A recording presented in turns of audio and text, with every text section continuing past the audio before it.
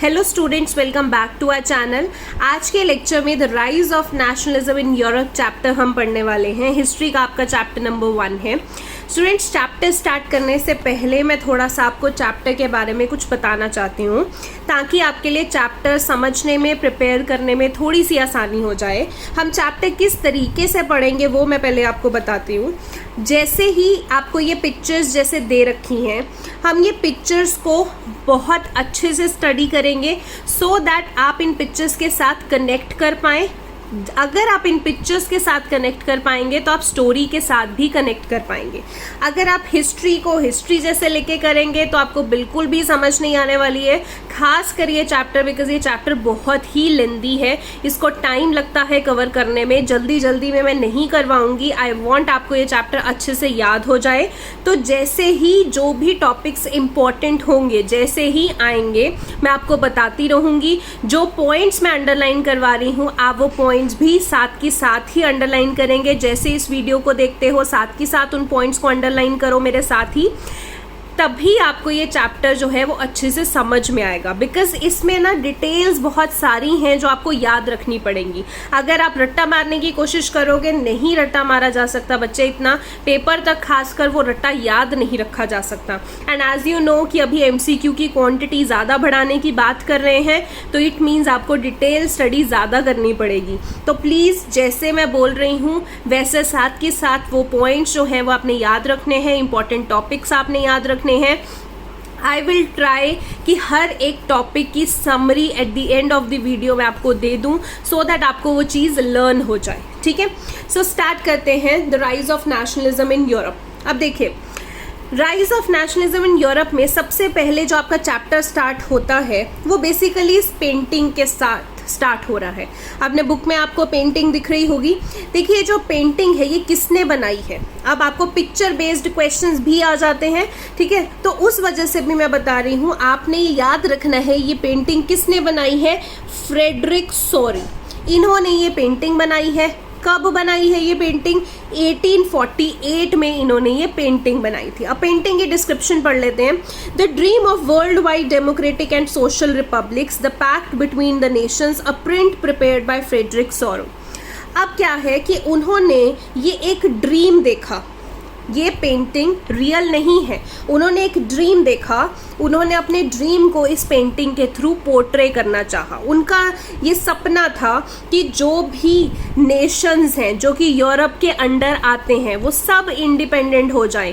Europe के ऊपर जो मोनार्की रूल चल रहा है वो मोनार्की रूल ना रहे, सब नेशन इंडिपेंडेंट हो जाएं, सब एक जैसे लोग एक जैसी नेशन के अंडर आ जाएं। ठीक है, फॉर एग्जाम्पल देखो, अगर हम इंडिया की बात करते हैं, ठीक है, इंडिया का जो कल्चर है, जो हमारा जो रिलीजन है, इतने डाइवर्स चीज़ें कहीं नहीं है। हमने इंडिया में कितनी सारी स्टेट्स बना दी। स्टेट्स क्यों बनाई, किस बेसिस पे बनाई? ताकि एक जैसे लोग एक स्टेट में रहें, जैसे हरियाणवी लोग हरियाणा में रहें, पंजाबी लोग पंजाब में रहें, तो ऐसे बना दी। तो ये उस पेंटर जो थे फ्रेडरिक सोरी, उनका एक विजन था कि यूरोप में भी जो एक जैसे लोग हैं वो एक जैसी जगह में रहे। ठीक है, अब अगर इस पेंटिंग को हम स्टडी करते हैं तो इस पेंटिंग में देखिए, हम डिस्क्रिप्शन भी साथ साथ पढ़ेंगे और मैं पॉइंट्स बताऊंगी जो इस पेंटिंग के लिए इंपॉर्टेंट हैं। In 1848, Frederick Sorry, a French artist, prepared a series of 4 prints. देखिए, उन्होंने 4 prints बनाए थे, visualizing his dream of a world made up of democratic and social republics, as he called them. उन्होंने पूरे दुनिया को कैसे इमेजिन किया कि पूरी दुनिया में डेमोक्रेसी चल रही है, मोनार्की का रूल खत्म हो गया है। ये फ्रेडरिक सॉरी ने इमेजिन किया। देखिए, आज की डेट में democracy most of the countries में है, बट जिस टाइम पे उन्होंने ये पेंटिंग बनाई थी तब यूरोप तक में भी डेमोक्रेसी नहीं थी, वहां पे भी मोनार्की रूल चल रहा था। ठीक है, The first print of the series shows the people of Europe and America, men and women of all ages and social classes, marching in a long train and offering homage to the Statue of Liberty as they pass by it. अब कुछ terms हैं जो आपको याद रखनी पड़ेंगी, meaning, because आपको समझने में आसानी रहेगी फिर टॉपिक्स को। जैसे फर्स्ट वर्ड है होमेज। होमेज का मतलब होता है टू शो रिस्पेक्ट। ठीक है, अब फर्स्ट अगर ये प्रिंट की बात करें, इस पेंटिंग की बात करें, तो उन्होंने क्या दिखाया कि यूरोप एंड अमेरिका में जो लोग हैं मेन एंड वुमेन, हर तरीके की एज के, हर तरीके की क्लास के, मतलब अमीर है गरीब है कुछ फर्क नहीं पड़ रहा। वो लंबी लंबी ये लॉन्ग ट्रेन, ये नहीं है कि वो ट्रेन में जा रहे हैं, ये लॉन्ग ट्रेन मतलब ये यहाँ पे आप देखो ये कितनी लंबी लाइन लगी हुई है। ये यूरोप और अमेरिका के लोग, मेन एंड वुमेन, हर तरीके की एज ग्रुप के, हर तरीके की क्लास के, देखो कितनी लंबी लाइन में ये क्या कर रहे हैं, मार्च कर रहे हैं, आगे बढ़ रहे हैं, ठीक है। And offering homage to the Statue of Liberty as they pass by it. और यहाँ पे ये मार्च करते करते देखिए ये स्टैचू ऑफ लिबर्टी आ गया है। ये स्टैचू ऑफ लिबर्टी को रिस्पेक्ट शो करके आगे जाते जा रहे हैं, सब लोग यहाँ से गुजर रहे हैं, स्टैचू ऑफ लिबर्टी को रिस्पेक्ट देके वो आगे गुजरते जा रहे हैं। As you would recall, artists of the time of the French Revolution personified liberty as a female figure. अगर आपने जैसे 9th में आपने फ्रेंच रेवोल्यूशन चैप्टर पढ़ा था, तो फ्रेंच रेवोल्यूशन में अगर आपको याद हो जो आर्टिस्ट हुआ करते थे ना उस टाइम के, वो लिबर्टी को यानी कि आज़ादी को एक फीमेल फिगर से रिलेट करते थे। तो लिबर्टी को पर्सोनिफाई करते थे एक फीमेल फिगर से। Hey, you can recognize the torch of enlightenment she bears in one hand. अब क्या है, अब देखिए ये लिबर्टी जो है, स्टैचू ऑफ लिबर्टी एक फीमेल फिगर से रिलेट किया हुआ है उन्होंने स्टैचू ऑफ लिबर्टी को। अब ये स्टैचू ऑफ लिबर्टी के डिस्क्रिप्शन बता रखी है जो आपको पेपर में पूछी जा सकती है। तो डिस्क्रिप्शन क्या है देखिए, यहाँ पे लिखा हुआ है कि here you can recognize the torch of enlightenment she bears in one hand. एक हाथ में आप देखेंगे यहाँ पे टॉर्च है, ये टॉर्च ऑफ एनलाइटनमेंट है, मतलब लोगों को अवेयर कर रही है वो कि डेमोक्रेसी में आ जाओ। मोनार्की रूल मतलब जो एक ऑप्रेसिव रूल है, मोनार्की क्या होता है कि एक ही रूलर है, सभी को रूल किए जा रहा है, किसी की सुन नहीं रहा है। डेमोक्रेसी क्या है कि वहाँ पे लोगों की सुनी जाती है। तो वो बता रहे हैं, एनलाइटन कर रही है ये जो टॉर्च है, अवेयरनेस फैला रही है कि डेमोक्रेटिक रूल आना चाहिए, ठीक है। And charter of rights of the man in the other, और दूसरे में वो क्या बता रहा है, यहाँ पे देखिए एक हाथ में टॉर्च ऑफ एनलाइटनमेंट है, एक हाथ में एक बड़ा सा चिट्ठा उन्होंने पकड़ा हुआ है। यहाँ पे क्या है कि हम लोगों के क्या क्या राइट्स हैं वो उन्होंने दूसरे हाथ में पकड़े हुए हैं, ठीक है। On the earth is the foreground of the image lie the shattered remains of the symbols of absolutionist institutions. अगर इस पिक्चर के फोरग्राउंड पे आ जाए, मतलब फ्रंट पे आ जाए, तो देखिए यहाँ सिर्फ इतने एरिया में अगर आप देखेंगे यहाँ पे क्या पड़े हुए हैं, टूटे हुए क्राउन के पीसेस पड़े हुए हैं, मतलब यहाँ पे शैटर्ड इमेजेस पड़ी हुई हैं, शैटर्ड सिंबल्स पड़े हुए हैं। किसके, वो पोइट नहीं, पेंटर दिखाना चाहता है कि जो मोनार्की रूल चल रहा था, जो राजाओं वाला रूल चल रहा था, वो अपने सपने में सोच रहा है कि मेरा सपना ऐसा है कि जो राजाओं वाला रूल चल रहा था वो यहाँ पे ख़त्म हो गया है। ये सारे क्राउन्स वगैरह सब, उनकी तलवारें सब कुछ टूट चुकी हैं। अब डेमोक्रेसी है, लोग इतनी इतनी लंबी लाइनों में मार्च कर रहे हैं, लोगों को अपने राइट्स का पता लग चुका है, ठीक है। ये वो बताना चाहता है, ठीक है। एब्सोल्यूशनिस्ट इंस्टीट्यूशंस, एब्सोल्यूशनिस्ट का मतलब पढ़ लेते हैं, literally a government or a system of rule that has no restraint on the power exercised. In the history, the term refers to the form of monarchical government that was centralized, militarized, repressive. Absolutionist institution मतलब ये जो shattered remains of the symbol of absolutionist institution, मतलब ये जो इतने टूटे फूटे टुकड़े पड़े हैं, जिसको मैंने आपको सिंपल भाषा में बताया कि ये जो राजा महाराजा है उनके क्राउन्स टूटे हुए हैं, उनकी तलवारें टूटी हुई हैं, मतलब दिखाया जा रहा है कि मोनार्की खत्म हो गई है, ठीक है। ये उसने अपने ड्रीम को अपने पोर्ट्रे किया है कि ऐसा वो चाहता है कि मोनार्की खत्म हो जाए। उसी चीज़ को टेक्निकल टर्म में क्या बोलते हैं, एब्सोल्यूशनिस्ट। एब्सोल्यूशनिस्ट मतलब ऐसा गवर्नमेंट जो किसी की सुनती ना हो, यानी कि मोनार्कियल गवर्नमेंट जो कि सिर्फ हुक्म चलाती हो, लोगों की सेवा ना करती हो, ठीक है। तो वो उसने दिखाया हुआ है, यहाँ पे सब टूट गया है। इन सॉरीज यूटोपियन विजन, अब यूटोपियन विजन क्या थी उनकी, जो फ्रेडरिक सॉरी हैं उनकी यूटोपियन विजन मतलब a vision of society that is so ideal that is unlikely to actually exist. जो भी उन्होंने इस पेंटिंग में दिखाया है वो इतना आइडियल है, मतलब वो ये सब अपने सपने में चाहते थे ना कि ऐसा हो जाए, तो वो इतना आइडियल है कि शायद वो रियलिटी में एग्जिस्ट ना कर पाए, ठीक है। तो यूटोपियन विजन के according the people of world are grouped as distinct nations identified through their flags and national costumes. इसमें उन्होंने क्या बताया है कि यहाँ पे जो वो विजन देखा करते थे वो सोचते थे कि काश ऐसा हो जाए कि ये जो लोग हैं ये सब डिफरेंट डिफरेंट नेशंस के हैं, इसीलिए सबने देखो दूर से अगर आप देखते आ रहे हैं ना सबके हाथों में झंडे हैं, तो वैसे इमेजिन कर रहे हैं कि सब देश आज़ाद हो गए हैं, सबके हाथों में अपने अपने झंडे हैं, सबने अपने देश के नेशनल कॉस्ट्यूम्स पहने हुए हैं, ये आज़ाद हो चुका है जो यूरोप है। Leading the procession way past the Statue of Liberty are the United States and Switzerland, which by this time were already nation states। और यहाँ पे इस पूरे के पूरे झुंड को कौन लीड कर रहा है? आगे यूनाइटेड स्टेट्स इस पूरे के पूरे झुंड को लीड कर रहा है, और स्विट्जरलैंड। ये दो देश ऐसे थे जो उस टाइम तक ऑलरेडी नेशन स्टेट बन चुके हैं। नेशन स्टेट का मतलब क्या है? जैसे अगर हम कहें India is a nation state, हम आज़ाद हैं, यहाँ पे एक जैसे लोग रह रहे हैं, ठीक है। अगर हम बोलें कि US is a nation state, मतलब वहां पे एक जैसे लोग रह रहे हैं। स्टेट का मतलब सिर्फ स्टेट नहीं है, ये हम एक देश को कैटेगराइज कर रहे हैं कि यूएस एक नेशन स्टेट है, स्विट्जरलैंड एक नेशन स्टेट है, इंडिया एक नेशन स्टेट है, ठीक है। तो ये बता रहे हैं कि सबसे आगे कौन चल रहे हैं? यूएस एंड स्विट्जरलैंड, क्योंकि वो उस टाइम तक आजाद हो चुके थे, वो नेशन स्टेट बन चुके थे, ठीक है। आगे France, identifiable by the revolutionary tricolor has just reached the statue। और फ्रंट पे यूएस और स्विट्जरलैंड के बाद फ्रांस ऐसा है जिनके पास अपना ट्राई का जो फ्लैग है वो उन्होंने लिया हुआ है और वो स्टैचू तक पहुंच चुके हैं। She is followed by the people of Germany bearing the black, red and gold flag. अब फ्रांस के पीछे कौन चल रहा है? जर्मनी चल रहा है, जिन्होंने black, red and gold colour का फ्लैग जो है वो पकड़ा हुआ है। Interestingly, at the time when Sori created this image, the German people did not yet existed as a united nation। The flag they carry is an expression of liberal hopes in 1848 to unify the numerous German-speaking principalities into a nation state under a democratic constitution। अब ये जो लिखा हुआ है अगर आपको बहुत confusing लग रहा है तो सिंपल भाषा में आपको समझाती हूँ कि यहाँ पे जो पेंटर है उसने दिखाया कि फ्रांस के पीछे पीछे कौन चला? जर्मनी चला, जिन्होंने ब्लैक, रेड और गोल्ड कलर के फ्लैग पकड़े हुए थे। बट जिस टाइम पे ये पेंटिंग क्रिएट की गई थी उस टाइम पे जर्मनी अभी इंडिपेंडेंट नहीं हुआ था, जर्मनी एक यूनाइटेड नेशन नहीं बना था। तो ये जो पेंटिंग में ब्लैक, रेड और गोल्ड फ्लैग के झंडे उठा के वो चल रहे हैं, ये पोइट की एक होप है कि किसी ना किसी दिन, एक लिबरल होप है उसकी कि किसी ना किसी दिन जर्मनी जो है वो भी आज़ाद हो जाएगा, ठीक है। Following the German peoples are the people of Austria, Kingdom of Two Sicilies, Lombardy, Poland, England, Ireland, Hungary, Russia।